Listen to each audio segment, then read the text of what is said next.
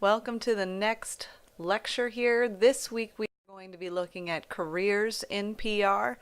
Now, regardless of whether you're actually going into a full-blown public relations practitioner career, there are benefits to knowing a little bit of this information. You may find yourself in a in-house sort of position in which you are not necessarily the public relations representative, but you assume some public relations type jobs, if that makes sense. So even though you may or may not go into a field specific to public relations or marketing or journalism or anything along those lines, there are benefits to knowing kind of what it encompasses here. So today we're going to look at a couple of things. We're going to look at some of the changes that have happened over time, some of the things that are typically looked for in terms of qualifications and attitudes from those that are in the field or are running jobs that are part of this type of field. We're going to look at some of the roles within full organizations that do, like Fleishman Hilliard and so on, that do fully all PR related material. Internships is a part of what you'll read in your material, your book, salaries, and then just the general value here of public relations. So let's start with some of the changes that have happened over time. The evolution of the role of public relations beyond publicity and media relations is really obvious in the last 4 or 5 years, especially recently. We have changed a lot. No longer has public relations, or no longer is public relations a firm that is out there just representing on newspapers and television ads and so on, or hosting events. Now PR practitioners are very much daily integrators of information to the masses. If you think about things like social media, that if you are following any company or any celebrity or anything like that, that is something that you see regularly happen from PR practitioners. The growth for public relations professionals in a variety of fields like healthcare, financials, technology is huge. It says consumer goods here. That is one, although that's been around quite a while. But the growth in these areas is kind of enlarging as we progress through the years. And in light of some of the ever-present media, like social media, crisis management is a big thing. And it's becoming more and more of an issue because people, celebrities, heads of companies and so on, are stating things on social media that maybe they should not do, or reacting to things in ways that are negative and cause kind of a bad image, and you have to go and clean that up. So the crisis management is becoming a larger context of strategic management conflict in public relations. Now, in PR, there are a lot of different categories. Now, the PRSA is a group that sort of houses the professionals that are in this field. It's a really very active and pretty incredible group. So if you get a chance to look up PRSA, you should, because there's a lot of resources there for you. But the employment categories within that, as stated by the PRSA, is a lot of different sections. As I said, there's some companies that all they do is public relations and then they gain clients and they represent them. However, there are some companies who have their own in-house public relations official, and on another level, there are companies that don't really have a public relations professional, but they have somebody that does that job along with other jobs. So if you look at this list here, there's a sort of percentage of those that are considered PR practitioners, what kinds of fields they go into. So typically 26% of folks that are in public relations work for a corporation, whereas 20%, so very similar numbers here, 20% work for full firms, which means that's what they do. Like I mentioned, they're the ones that are in charge of various clients and they go out and represent them. But the whole firm is related to public relations. And then there are others. For example, it says down here, education, 13%. Here at SWIC, we have a specific group that is our public information and marketing group. So they do the PR work for the school. And so it's kind of an in-house situation. And again, we have self-employed and freelance and other things along those lines. Now, self-employed and freelance would be things like representing a celebrity if you are not from a particular firm. So again, there's a lot of different things you can do with this career, and you may find yourself doing the job without actually going into the field of public relations. Now, moving on, let's ask ourselves this question: what skills, knowing that you may or may not be involved in PR, whether you like it or not, what skills are required to become a public relations professional on the grand scale or on a more individualized scale? So we look at 6 kind of essential abilities, and I would say this is a good thing to consider for any position, but definitely a big one for public relations. You need to be able to write well and to research well. In order to be able to do news releases or to be able to find out what your competition is saying and doing, you need to be able to write and research well. You also need to be able to plan ahead and deal with problems as they come up.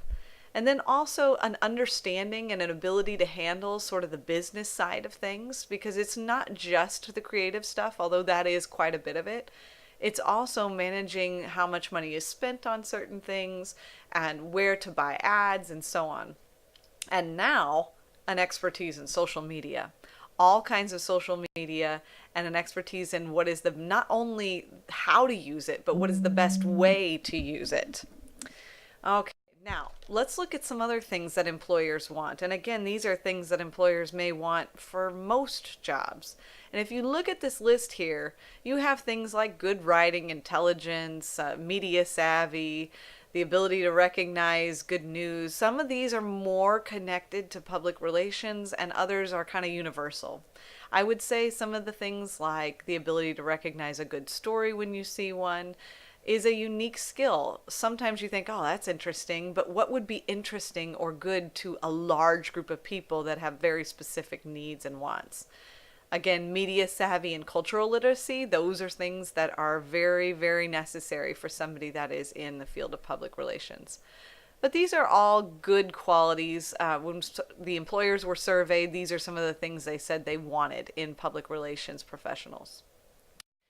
Now, in organizations, once you get into that field, what are some of the things that are listed as roles within particular jobs when it comes to public relations? Now we have the communication technician role, which it sounds the way it is. It's the person that is the technician of the communication. So they take the photographs, they create the brochures, they prepare the news releases, and they organize events. Even though it sounds like a technical role, which it is, you do have to be technically capable. It's also a very creative role. So there's a lot of interesting things you can do with this role. And then we have the communication manager role. So this one is the group of people that make the policies.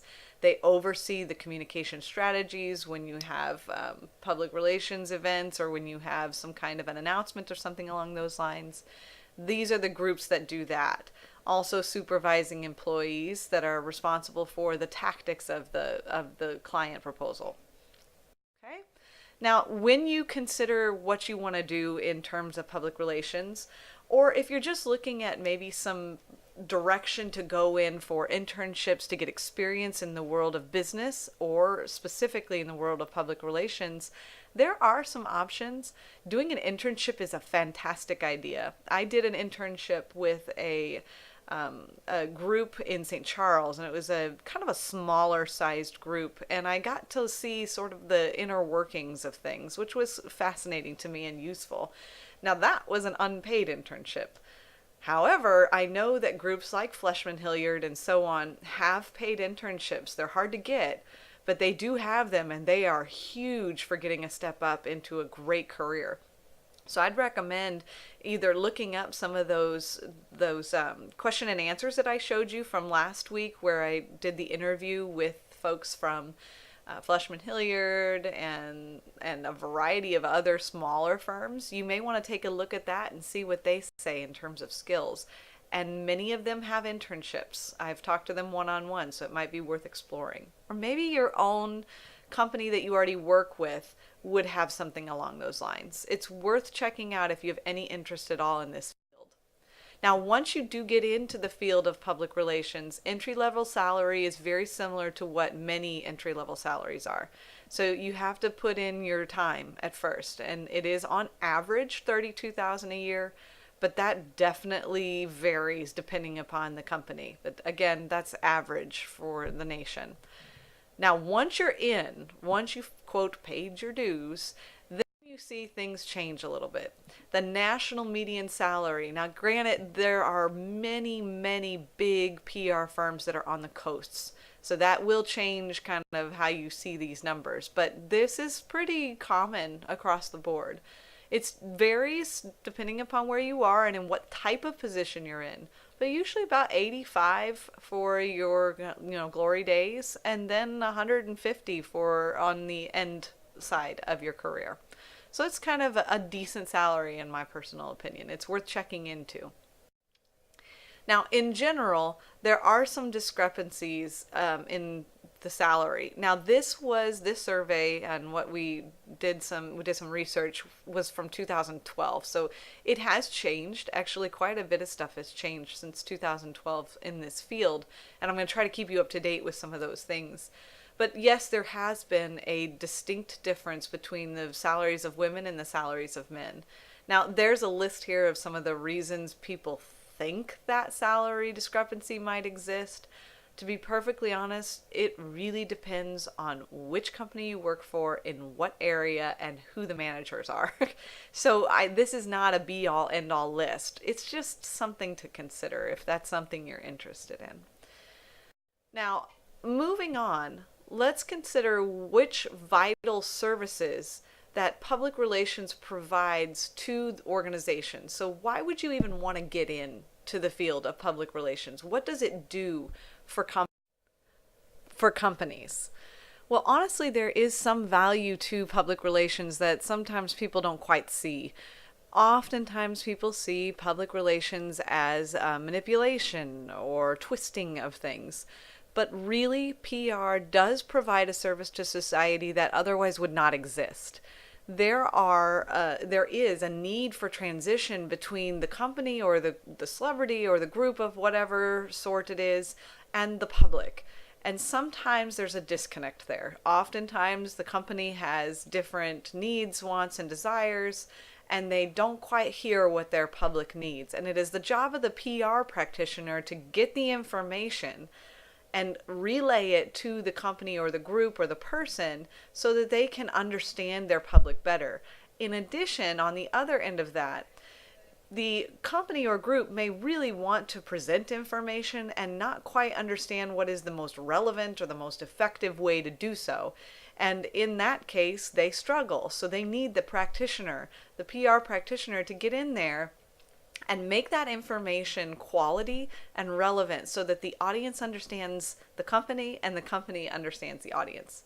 So there are benefits on a number of levels. Hopefully you were able to see sort of the way the whole thing works in terms of the process of public relations in careers, maybe how it would work in an in-house situation versus a situation where you are working for a full-blown PR firm, and what those components are. If you have questions, comments, or concerns, you always know where to find me, and I will see you on the discussion board.